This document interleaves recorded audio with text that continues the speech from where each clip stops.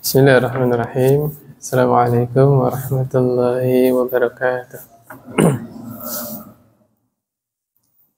Alhamdulillah, wassalatu wassalamu ala rasulillah wa ala alihi wa ashabihi wa man tabi'an bi ihsanin ila yaumiddin, amma ba'd. Qala Allah ta'ala wa tazawwadu fa inna khairaz zadi taqwa. Allah Subhanahu wa ta'ala berfirman, berbekallah kalian, maka sesungguhnya sebaik-baik perbekalan adalah takwa. Sebelum kita mulai kajian sesuai tema, yaitu makna Islam ya, kemarin terhenti nanggung ya, karena sudah selesai waktu kajian. Ada masukan dari Ustadz Mas'udi ya, jazakallah khairan masukannya. Kita pertegas di sini yang namanya akikah itu masuk ranah fikih. Kalau sudah membahas masalah fikih, tidak lepas dari yang namanya khilaf. Jadi intinya, kesimpulannya di dalam fikih para ulama itu sudah dibahas masalah akikah itu boleh pakai sapi, unta atau kambing.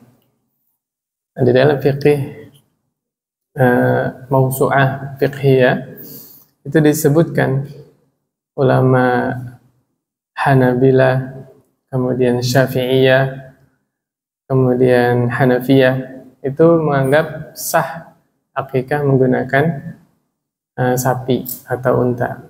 Tapi kita tidak memungkiri lebih afdol akikah dengan kambing, karena dalilnya jelas.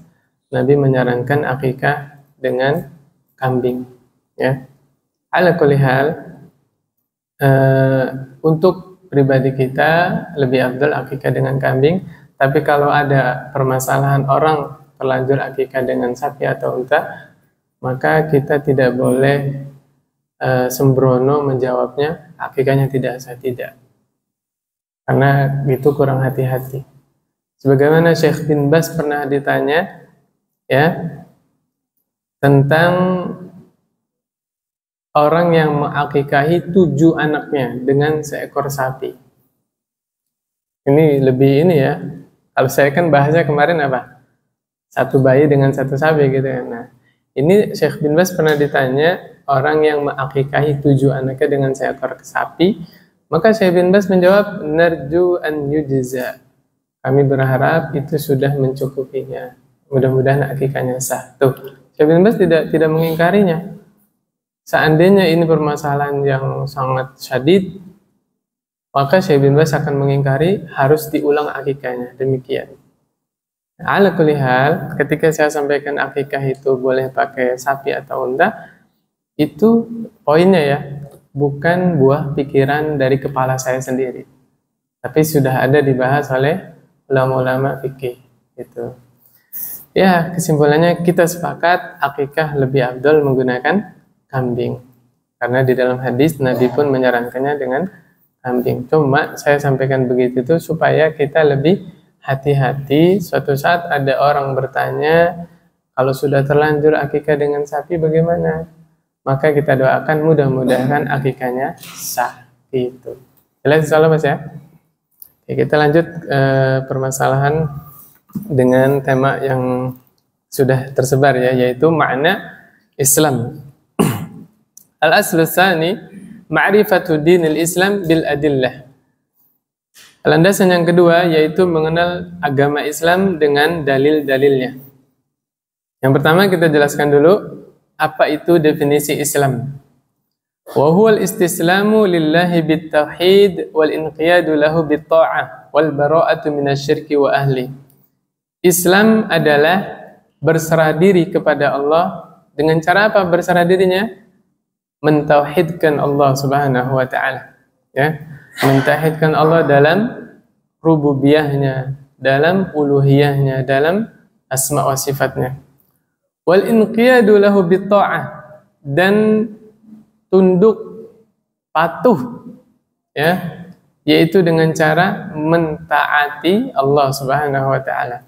Yang pertama tadi berserah diri dengan cara mentauhidkan Allah, yang kedua dengan tunduk patuh dengan cara mentaati Allah Subhanahu wa taala. Taat itu apa maksudnya? Yang diperintah kerjain, yang dilarang tinggalin. Ya. Beda para sahabat sama kaum muslimin zaman sekarang. Kalau para sahabat dulu datang larangan langsung tinggalin, Pak. Kalau kaum muslimin zaman sekarang tanya dulu. Larangannya ini hukumnya apa? Haram apa makruh? Gitu ya. Terus kalau lafadznya itu dosa, tanya lagi, dosanya ini dosa besar apa dosa kecil? Nah, itu bedanya sekarang dengan para sahabat terdahulu. Para sahabat terdahulu ketika datang larangan, tinggalkan. Ya, contoh, bagaimana taatnya para sahabat ya dulu. Saya ceritain 3 kisah, singkat aja. Yaitu ketika para sahabat di masa peperangan, lagi capek-capeknya, lagi lapar-laparnya, mereka masak daging apa Pak? Himar, keledai. Ya. Keledai itu nanti ada 2, ada keledai piaraan, ada keledai liar. Keledai liar halal atau haram? Halal. Keledai piaraan haram.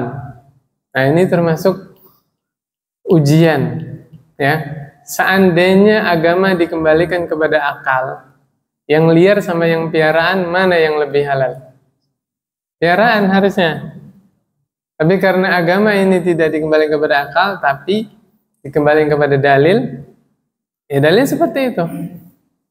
Keledai liar yang halal, keledai piaraan yang haram. Tahu nggak Bapak keledai liar itu yang mana? Hewan sejenis kuda yang bergaris-garis hitam putih. Nah, dijelaskan oleh para ulama. Nah, itu yang halal, ya. Karena kalau kita mikir, emang ada keledai yang liar? Pasti dipiara semua kan? Nah, dibedakan oleh para ulama. Subhanallah, keledai piaraan itu sudah matang Pak di kuali, tinggal siap santap. Tiba-tiba datang seorang sahabat ngumumin, himar haram. Apa yang dilakukan sahabat? Dibuang itu Pak. Masakan yang udah siap makan, ketika datang dalil, datang wahyu bahwa keledai piaraan itu haram, dibuang. Subhanallah. Padahal lagi lapar loh Pak. Ya, ini satu. Yang kedua, yaitu ada kisah Umar ibn Khattab yang akan ke masjid. Tiba-tiba di jalan ada apa itu Pak? Kalau pada hujan biar apa? Biar nggak becek pinggir rumah. Talang ya. Ada talang ngarahnya ke jalan. Buangan talangnya itu loh. Umar sambil ngomel, siapa ini ya masang talang? Kalau hujan kan becek jalannya kan. Umar naik, dibelokin biar ke pinggir jalan. Pas turun, orang yang di situ bilang, wahai Umar, kamu rubah, itu Nabi loh yang masang.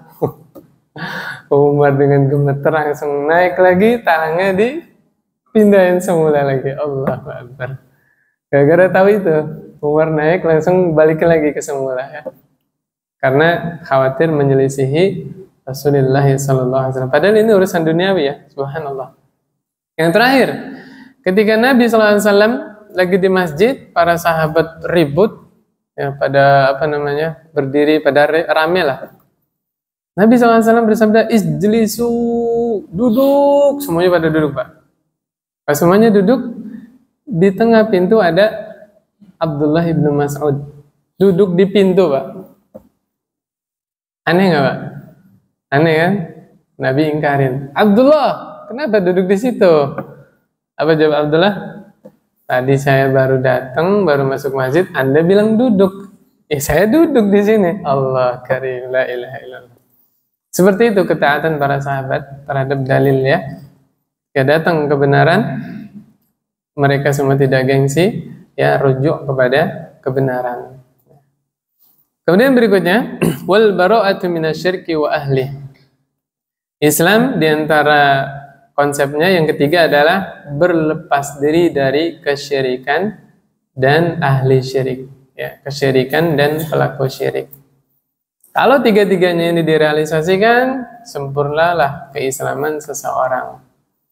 Ya, berserah diri kepada Allah dengan mentauhidkan Allah, tunduk patuh kepada Allah dengan mentaati Allah. Yang terakhir apa? Berlepas diri dari kesyirikan dan pelaku syirik. Sekarang saya tanya, bisa nggak orang itu murni tidak melakukan kesyirikan sama sekali kalau dia nggak pernah mempelajari apa itu tauhid, apa itu syirik? Bisa nggak, Pak? Nggak bisa. Harus belajar. Sekelas da'i aja ya, punten ini ya. Sekelas ustadz atau kalau mau dibilang kiai, silakan. Masih terjerumus ke dalam kesalahan dalam masalah syirik ini. Saya tanya, ada ustadz yang sumpah atas nama Rasulullah? Ada. Demi Allah, demi Rasulullah. Padahal Rasulullah SAW pernah bersabda, "Man halafa bi ghairillah faqad asyraka." Siapa yang bersumpah atas nama selain Allah, maka dia telah berbuat syirik. Nah, disinilah pentingnya kita mempelajari. Kita mempelajari tauhid supaya kita bisa implementasikan dalam kehidupan kita sehari-hari. Kita pelajari syirik, definisinya, maknanya, serta macam-macamnya supaya kita tidak terjatuh ke dalam kesyirikan tersebut. Contoh syirik yang manusia sering terjerumus ke dalam kesyirikan tersebut. Syirik apa, Pak? Ria. Ria syirik bukan, Pak? Syirik. Ya. Ya, walaupun nanti kita bahas lebih detail, ada syirik akbar, ada syirik asghar, ya. Tapi yang namanya syirik tetap dosa besar. Walaupun syirik asghar itu tetap dosa besar. Lupa dah kita, Nabi pernah cerita 3 orang pertama yang Allah lempar ke dalam neraka pertama kali. Siapa, Pak? Mujahid, donatur, ustadz atau qori. Apa dosa yang mereka lakukan tiga-tiganya ini ya? Ria. Mujahid berperang di jalan Allah tapi tidak mengharap wajah Allah. Apa yang diharap? Pujian dari manusia. Subhanallah, seseorang yang dia terjun di medan tempur, yang dia lawan musuh Allah, dia ada di barisan kaum muslimin, dan dia terbunuh di medan perang itu, Pak, tapi tidak dapat surga. Malah Allah lempar ke dalam neraka. Gara-gara apa, Pak? Salah dalam niat. Ya. Dosa besar. Syirik asghar itu termasuk dosa besar. Ya, subhanallah. Kemudian yang kedua, donatur. Orang kalau udah dapat gelar donatur, nyumbangnya bukan sekali 2 kali, malah jadi rutinitas dia bantu. Ya, kalau ada renovasi masjid, paling duluan, paling banyak nyumbangnya. Tetangga ada yang kesusahan, paling terdepan bantu. Ya, paling sering. Dan subhanallah, kebanyakan manusia tanpa dia sadari ketika berbuat baik, nyumbang, yang diniatkan apa, Pak? Supaya saya dikenal di tengah masyarakat, saya ini orang baik. La haula wala quwwata illa billah. Kadang-kadang nggak sadar orangnya, Pak. Iya nggak? Hati-hati ini, hati-hati. Makanya para ulama mengingatkan, di antaranya Ali bin Abi Thalib, hendaknya engkau lebih memperhatikan lagi niatmu ketimbang amal perbuatanmu. Kalau Imam Syafi'i rahimahullah mengingatkan kita, orang yang cerdik, yang cerdas itu setiap sebelum melakukan apapun dia berhenti sejenak. Berhenti dulu. Ngapain, Pak? Perhatikan niatmu. Pengen ngaji, berhenti dulu. Saya baca Quran ini karena apa? Apa yang saya harapkan? Saya ingin menasehati saudaranya, apa yang saya harapkan? Ya, sebagian orang kalau negor orang di grup, bener nggak? Kalau ngelurusin orang di grup, tapi kalau minta bantuan, japri. Betul?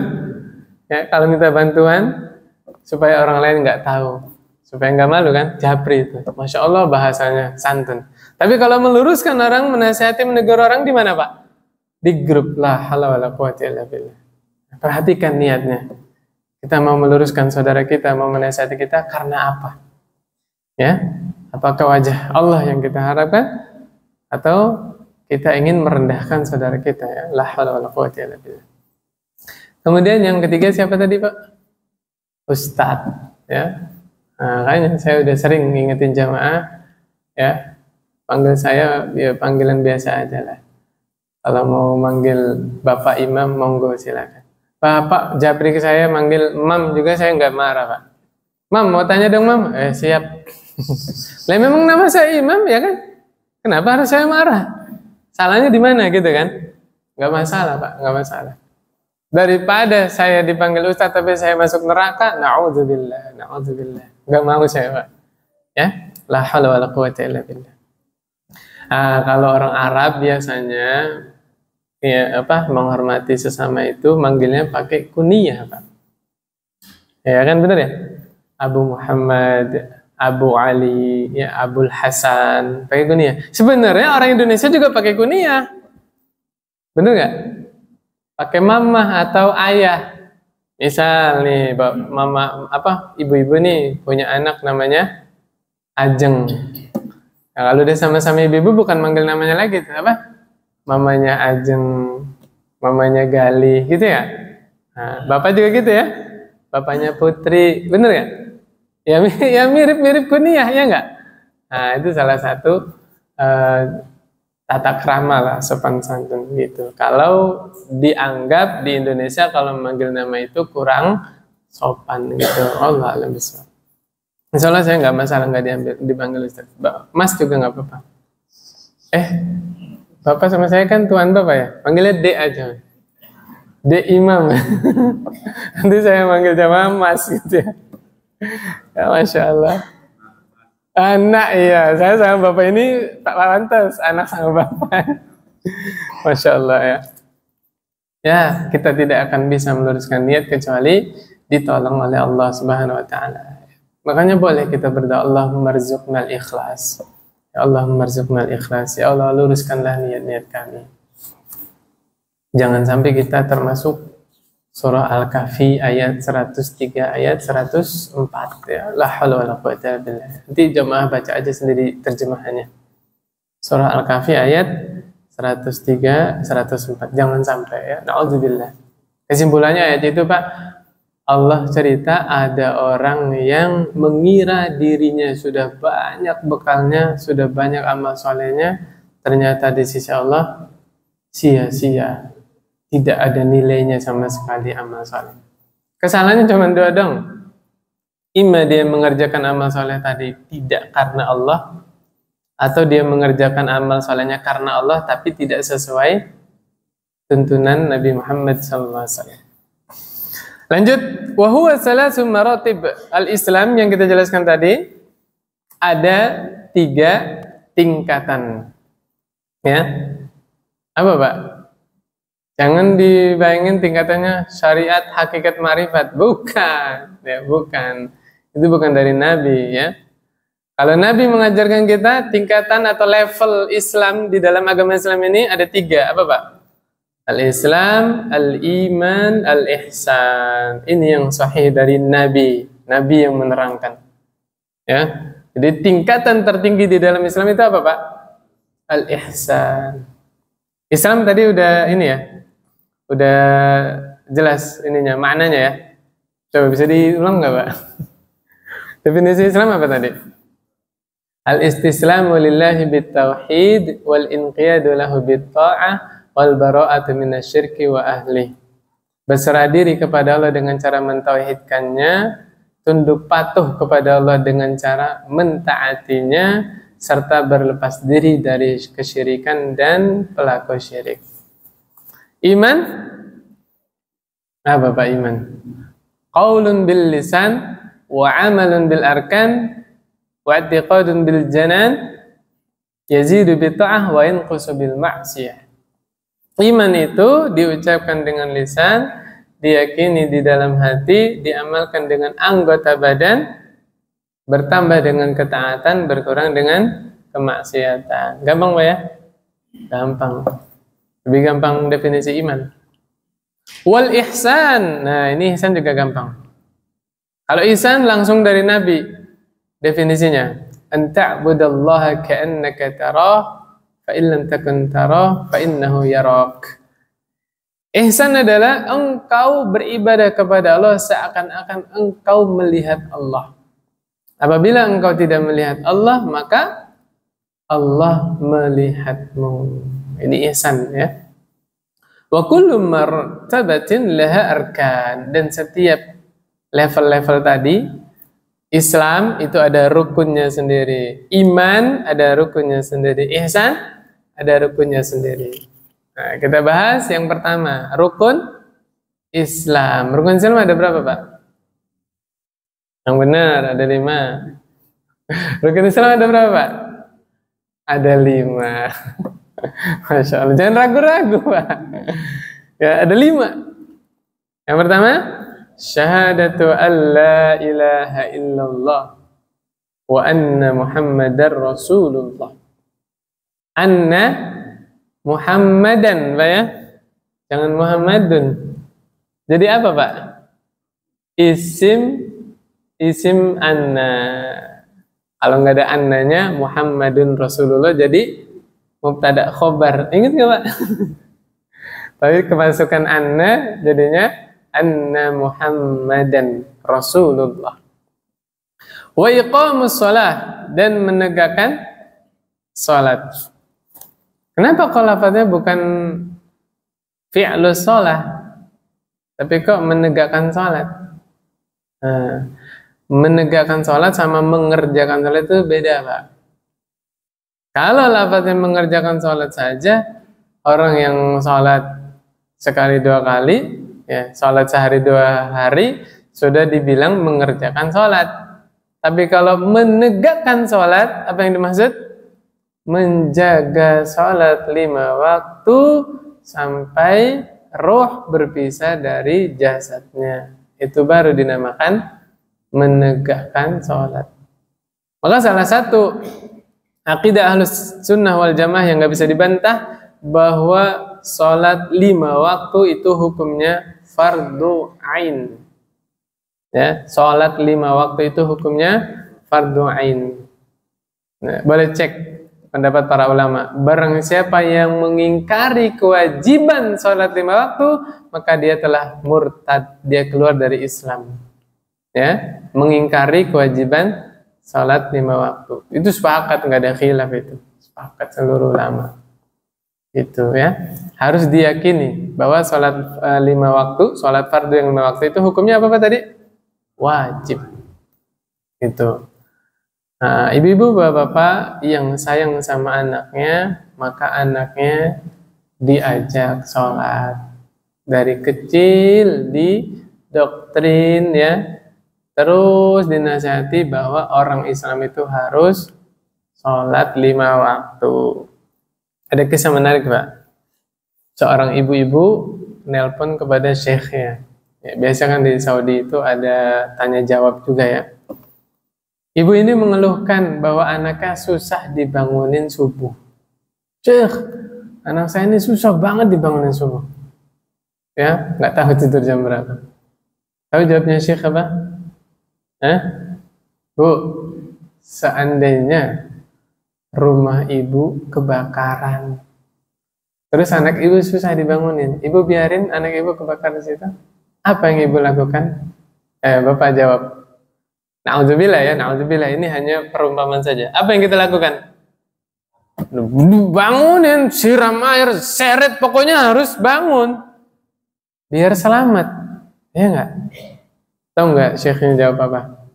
Kenapa ibu berusaha mati-matian menyelamatkan anak ibu dari api dunia, tapi ibu tidak berusaha keras supaya anak ibu selamat dari neraka? La ilaha illallah. Ibu itu langsung nangis, langsung ditutup sih itu teleponnya. Iya Syekh, nah, ana paham, ditutup telepon. Nah, subhanallah. Makanya orang tua yang sayang sama anaknya itu, yaitu orang-orang yang mengarahkan anaknya supaya jadi hamba Allah yang beriman, hamba Allah yang taat, hamba Allah yang bertauhid. Bukan dibiarkan anaknya. Sebagian orang menormalisasi kesalahan. Ketika anaknya melakukan salah, apa orang tuanya bilang? Namanya juga anak-anak. Hati-hati ini. Ini ucapan yang berbahaya itu, Pak. Betul, anak itu sering melakukan kesalahan, tapi ketika anak melakukan kesalahan, diluruskan. Contoh, di masjid ada anak-anak rame. Normal nggak anak kecil ngobrol di masjid? Wajar nggak, Pak? Wajar, tapi pertanyaannya, apakah dibiarkan kesalahan ini? Tidak, ditegur, diluruskan. Betul, namanya juga anak-anak, tapi kita biarkan kesalahannya? Tidak. Ya, dikasih tahu yang benar. Nah, itu nggak boleh. Harusnya kamu begini, gitu. Ya, jangan menormalisasi kesalahan. Nah, kalau masalah sholat dari umur berapa, Pak? 7 tahun. 7 tahun sudah mulai dikenalkan itu gerakan sholat, bacaan sholat. Boleh dipukul nggak, Pak? Hah? Jangan, jangan. Kalau sudah 10 tahun terus sholat nggak berangkat baru, ya. Pukulnya juga pukulan yang mendidik. Ya, pukulan yang mendidik, Pak, bukan yang menyiksa. Ya. Hati-hati, naudzubillah. Sebagian bapak-bapak ada yang psikopat tuh. Kalau mukul anak, belum melihat anaknya kesakitan, belum puas dia. La ilaha illa anta subhanaka inni kuntu minaz zalimin. Ada yang seperti itu. Naudzubillah, naudzubillah. Ya, hati-hati. Sebagian orang dikuasai dirinya oleh amarah, ya. Dia tidak sadar. Oke, yang berikutnya, wa ita'uz zakah. Ya, menunaikan zakat. Apa bedanya zakat dengan pajak, Pak? Zakat itu dibayar oleh orang kaya. Orang yang punya harta mencapai nisab dan hartanya lewat 1 haul. Baru dia wajib bayar zakat. Dibayar oleh orang kaya, ditunaikannya kepada siapa? Orang miskin. Itu zakat. Kalau pajak, Pak? Orang miskin bayar pajak juga? Bayar, Pak. Bapak makan di restoran mana, belanja di toko mana? Coba lihat struknya itu. Allahu Akbar. Ya, mau kaya mau miskin bayar pajak, bayar. Ditunaikannya ke siapa? Tanya sama Dirjen Pajak. Saya nggak tahu. Kita husnuzon aja ya. Dikembalikan kepada rakyat. Kan sebaik-baik orang yang husnuzon. Benar ya? Oke, kita lanjut. Wa shaumu Ramadan. Nah, ya, puasa di bulan Ramadan. Ini juga kewajiban. Kewajiban setiap muslim dan muslimah. Kemudian wa hajju baitillahi al-haram, yaitu menunaikan haji. Kemana hajinya? Baitullah al-Muharram. Di mana itu? Di Mekah. Nah, ini juga, ini sepakat. Namanya haji harus kemana, Pak? Ke Mekah. Boleh nggak haji ke Borobudur? Nggak boleh. Haji ke Pakistan boleh? Nggak sah hajinya. Ke India boleh nggak? Nggak boleh. Haji harus ke Mekah. Nah, ini juga masalah kontemporer fikih, Pak. Ya, dibahas juga oleh sebagian ustadz. Di Indonesia, kalau antrinya sampai berapa? 30 tahun, 50 tahun lagi, ya bisa jadi gugur kewajiban hajinya. Bisa jadi. Nah, ini juga masalah fikih ya, masalah fikih. Silakan pelajari mana yang lebih roji, silakan. Ya sekarang logikanya gini aja deh. Saya usianya berapa? Bapak tanya, saya yang tahu. Berapa? 25. Masya Allah, Bapak husnuzon sama saya, Pak. Lewat ya, 25 lewat 11 tahun. Saya kelahiran tahun 89, Pak. Makanya ini ya pantas bapak-bapak saya semua ini ya, Pak ya. Pantas Bapak panggil saya nak, itu pantas ya. Saya usianya 36. Kalau saya daftar haji tahun ini sesuai prosedur dari pemerintah, antrinya berapa tahun, Pak? Hah? Berapa? 30 tahun. Berarti saya berangkat hajinya nanti usia berapa? 66. Kalau masih hidup, Pak. Kalau masih sehat, ya kan? Makanya jangan heran ketika ada ulama atau ustadz yang berfatwa gugur kewajibannya. Ada yang seperti itu. Kita nggak ingkari itu. Makanya kalau mau nggak antri, ya gimana caranya? Kalau nggak mau antri di Indonesia ini, hapus sistem dana talangan haji itu dihapus. Pokoknya orang yang mampu haji tahun ini punya ongkos buat berangkat haji, baru terdaftar, baru berangkat, baru nanti nggak antri lagi. Antri haji gara-gara apa? Dana talangan haji. Punten ini ya, coba di masa Soeharto dulu ada nggak antri? Tidak ada. Dulu di masa pemerintahan presiden ya, Pak Soeharto rahimahullah, ya, ghafarallahullah. Itu tahun ini ada uang buat berangkat haji, daftar berangkat. Nah, semenjak kalau nggak salah ya, nanti dicek lagi datanya dari tahun 2014 kalau tidak salah. Orang bank menghubungi Departemen Agama ya, Depak, apa namanya, Menteri Agama atau Departemen Agama, saya agak lupa. Ditawarin dana talangan haji dari bank. Gimana caranya? Dulu ya, Bapak punya uang berapa? Mau haji? Bapak punya uang berapa? 5 juta. DP 5 juta, udah masuk antrian. Udah dapat ini, kuota. Akhirnya rame-rame daftar semua kaum muslimin. Siapa yang nggak mau haji kan? Ayo semua daftarnya. Terjadilah antri berapa puluh tahun. Itu sejarahnya, Pak. Kalau tidak mau antri, ya, Indonesia ini berangkat sebagaimana semestinya, ya tahun itu yang mampu siapa, daftar berangkat gitu. Tidak usah pakai dana talangan haji. Ya kalau kita masih menganggap apa namanya wajib haji bagi kita yang hidup di Indonesia, banyak caranya, Pak. Legal. Saya ajarin satu cara ya. Pakai kuota negara lain, Pak. Saya punya jamaah ya yang di GSI itu, beliau berangkat pakai kuota Myanmar. Jadi kakaknya kerja di Myanmar ya, daftar haji sekalian daftarin adiknya ini yang perempuan. Akhirnya beliau 2 tahun yang lalu berangkat haji. Gitu, Pak.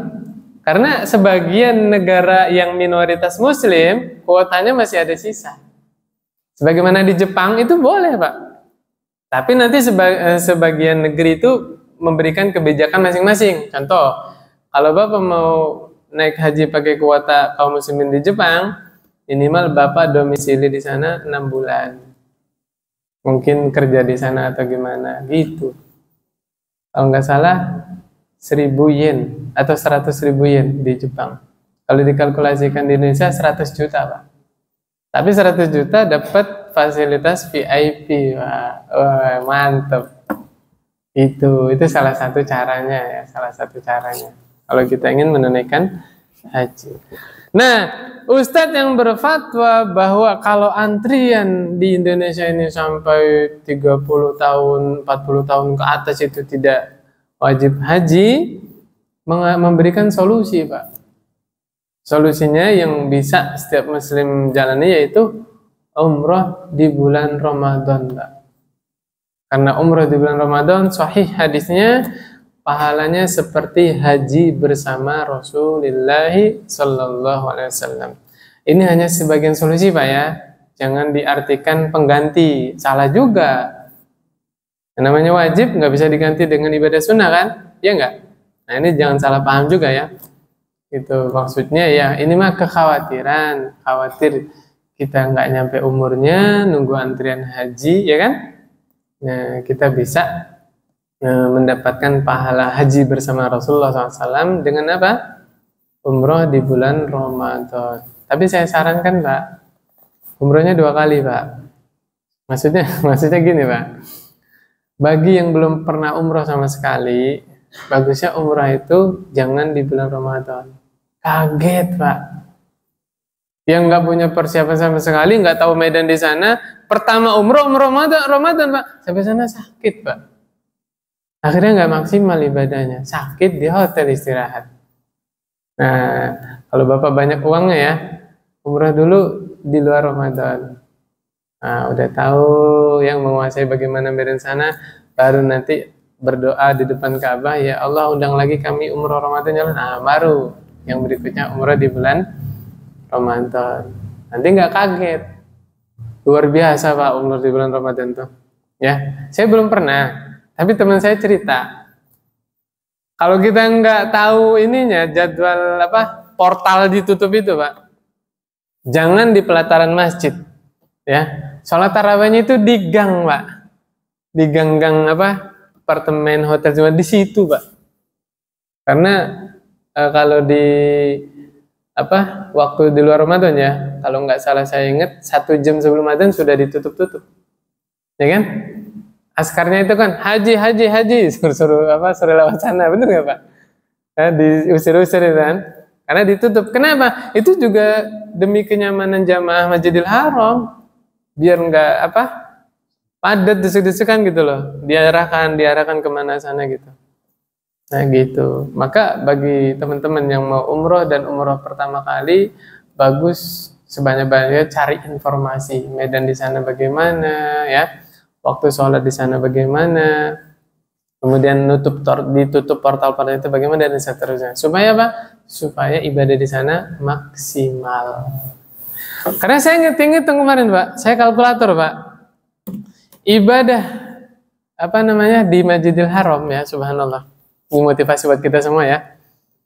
Coba pahala sholat di Masjidil Haram berapa Pak?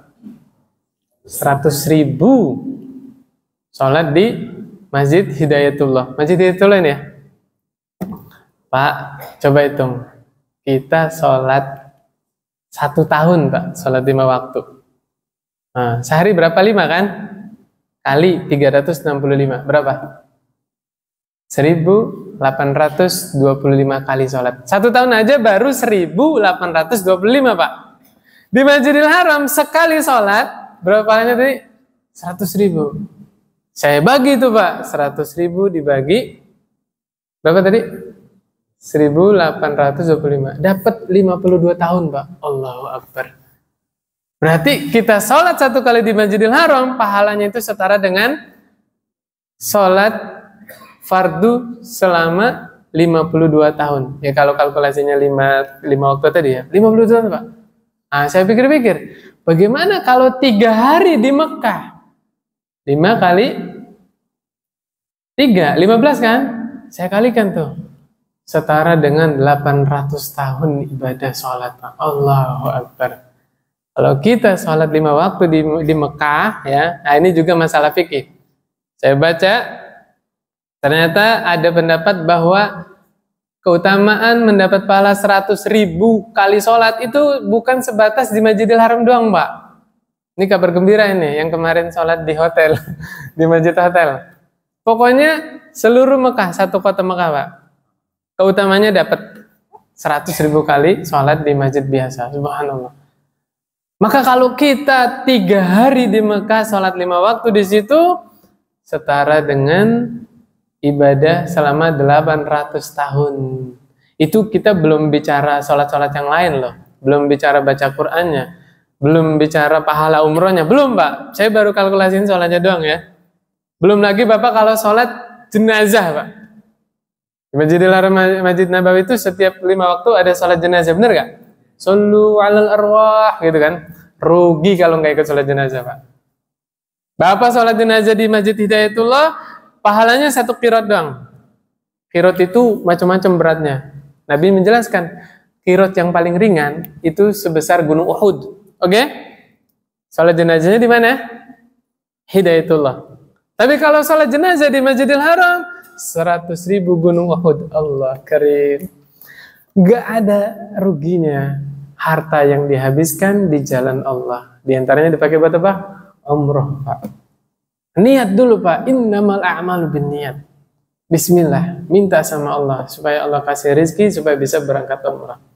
Saya bukan lagi promo Pak. Saya nggak punya travel. Ya Bismillah niat Pak. Dikira nanti Japri lagi. Enggak. Saya nggak punya travel ya. Ya kita ini memotivasi kita semua. Bismillah Pak. Kita habiskan usia kita habiskan harta kita di jalan Allah Subhanahu wa ta'ala. Ya subhanallah. Itu belum dihitung yang Madinahnya, ya kan? Belum lagi kalau Bapak punya wudhu, kemudian berangkat ke Masjid Kuba, apa keutamanya, Pak? Hah? Orang yang berangkat ke Masjid Kuba dalam keadaan punya wudhu, kemudian sholat 2 rakaat di situ, pahalanya berapa, Pak? Dapat pahala ibadah umroh. Ya Allah ya Rabbi. Pokoknya banyak keutamanya. Ya, ala kulli hal, ya, mudah-mudahan Allah mudahkan kita semua ke sana ya. Ya, mudah-mudahan. Kemudian yang berikutnya, masih lama, Pak? Masih. Kalau masih lama kita ulang makna 2 syahadat, ya, 2 kalimat syahadat. Syahadat ada 2, Pak. Yang pertama, syahadat tauhid, la ilaha illallah. Yang kedua, syahadat rasul, ya, Muhammadur Rasulullah. Syahadat tauhid maknaha la ma'budu bihaqqin illallahu wahdah. Tidak ada yang berhak disembah kecuali Allah saja. La ilaha nafian jami'a ma yu'badu min dunillah. Nah, jadi rukun, Pak. Rukun la ilaha illallah itu ada berapa? Ada 2, Pak. Yang pertama nafi, yang kedua isbat. Ya, saya ulangi, Pak, ya. Rukun la ilaha illallah ada berapa, Pak? Ada 2. Yang pertama nafi, yang kedua isbat. Nafi itu apa? Nafi adalah nafian jami'a ma yu'badu min dunillah. Kita menolak, meniadakan, menafikan seluruh sesembahan selain Allah. Batil, sesat, menyesatkan. Ini nafi, ya. Yang kedua isbat. Illallah musbitan al-ibadata lillahi wahdahu la syarika lahu fi ibadatihi kama annahu laysa lahu syarikun fi mulkihi. Yaitu menetapkan hanya Allah satu-satunya yang berhak diibadahi. Baru itu disebut kalimat tauhid. Tauhid tidak akan terrealisasi kecuali ada 2 rukun tadi. Menolak seluruh sesembahan selain Allah dan menetapkan hanya Allah satu-satunya yang berhak disembah. Makanya ada koreksian di tengah masyarakat, ya, suuzon, Pak. Sebagian, kita katakan sebagian, tidak mengeneralisir, enggak. Yaitu orang yang sakaratul maut. Nah, ada kewajiban kita sebagai saudara muslim ngapain, Pak? Talqin. Sebagian orang takut mentalkinkan la ilaha illallah. Dia talqinnya apa? Allah, Allah. Apa katanya? Khawatirnya nanti baru bilang la ilaha meninggal. Apa artinya? La ilaha, tidak ada Tuhan, meninggal. Gimana itu? Nah, itu namanya su'uzon, Pak. Overthinking, negative thinking. Karena Nabi yang menanamkan laqinu mautakum la ilaha illallah. Talqinkan calon matimu. Nah, ini. Mautakum di situ apa, Pak? Calon matimu, Pak. Nah, sebagian orang salah paham dengan hadis ini, akhirnya ditalqin pas di kuburan. Ada di masyarakat? Nah, ini yang benar, mautakum di situ apa maknanya, Pak? Calon mati kalian, maksudnya orang yang sakaratul maut ini. Orang sudah meninggal emang bisa ditalqinin. Ya, apabila datang munkar nakir dikatakan man rabbuka, jawab Allahu rabbi. Bisa, Pak, didikte, ya. La haula wala quwwata illa billah. Yang benar, ya, makna hadis tadi apa? Talqinkan calon matimu. Apa yang ditalqinkan? La ilaha illallah. Kenapa? Pak, ucapan Allah saja itu bukan tauhid. Orang Nasrani, Yahudi, Hindu, Buddha, agama selain Islam, bisa nggak ngucapin nama Allah? Saya tanya, dengan mengucapkan nama Allah tadi, mereka jadi Muslim? Tidak. Nah, beda, Pak. Nah, berpahala itu kalau sempurna kalimatnya. La ilaha illallah. Husnuzon, Pak, husnuzon. Nabi yang perintahkan, Allah yang mudahkan. Kita hanya ngejalankan. Semoga calon mayit ini Allah mudahkan melafadzkan la ilaha illallah. Kenapa? Man akhiru kalamihi la ilaha illallah dakhalal jannah. Siapa yang akhir ucapannya la ilaha illallah pasti masuk surga. Subhanakallahumma wa bihamdik, asyhadu an la ilaha illa anta, astaghfiruka wa atubu ilaik. Assalamualaikum warahmatullahi wabarakatuh.